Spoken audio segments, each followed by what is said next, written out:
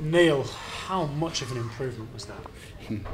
Well, we needed a response. You know, sometimes you put in bad performances and you don't know why, but it's how you respond to them. And I just, you know, we worked hard yesterday on how we was going to play today. I mean, that was brutal out there, them conditions. I don't think I've ever managed a team in conditions like it. But, you know, we played well with the wind and caused them lots of problems and probably could have scored more. Then obviously we knew that one goal might not be enough, and we had to play really well against the wind, and I thought we played against the wind better than they did in the first half and caused them loads of problems. And obviously it gets a bit nervy when obviously their goal, and I think everyone in the crowd could see it, but it's tough on Scully because his handling today in them conditions was absolutely superb. So it was a tough one to take, but to dig in and respond the way we have was fantastic. And today, Tuesday night, wet and windy away at Carlisle, that shows the character that they can produce. We just need to produce it more often now. How much did tonight come down to dealing with the conditions better than the other side? Bit of both, yeah. I thought we were a better team. I thought we played with a lot more energy than they did. But I thought we also dealt with the conditions well. So Saturday's a different challenge. We've got to work out how we're going to go about that one. But like I say, all the fans can ask, and all I can ask is that we go out there with that attitude and that discipline and that work rate. And if we can do that, then we'll have to take what comes.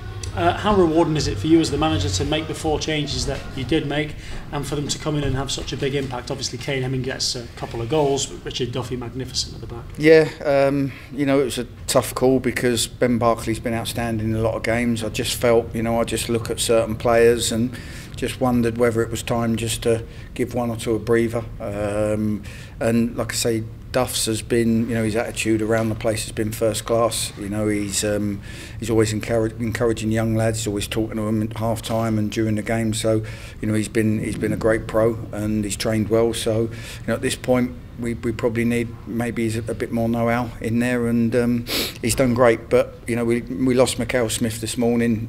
We sent him home yesterday because he didn't feel great. We lost him. He was sick as a dog this morning. So, and John Stead didn't make it. So all of a sudden you're thinking we haven't got bundles of options. But everyone played their part. But to see Kane Hemmings lead the line like he did today, that can only be a positive. We just need to try and get his legs back for Saturday now. How long do you think Michael Smith and John Stead could be missing for?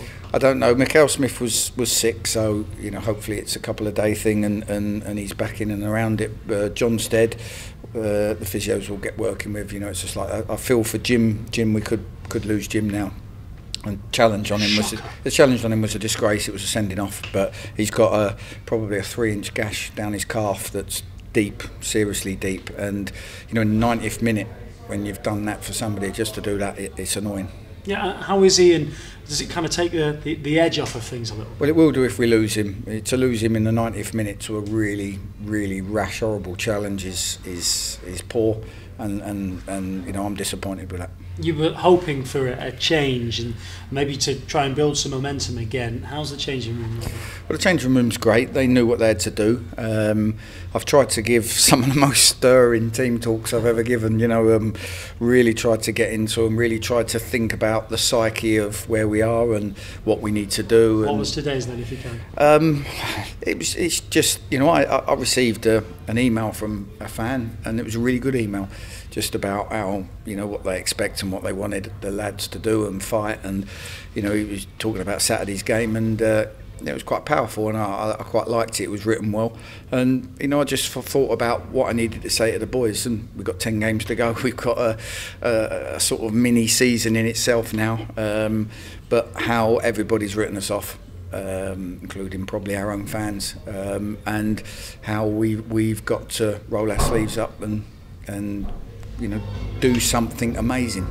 And it's just got to be game on game. And I said to the boys, if I think a certain shape's the right way to go about a game, we'll change shape and we'll work on a certain shape to try and win each game. We'll take each game like a cup final, and we won't just say this is the shape we're playing. We'll work out how we're going to play. We'll change the team if we have to, put the personnel on, and we'll find ways if we can to win games of football. We've won one.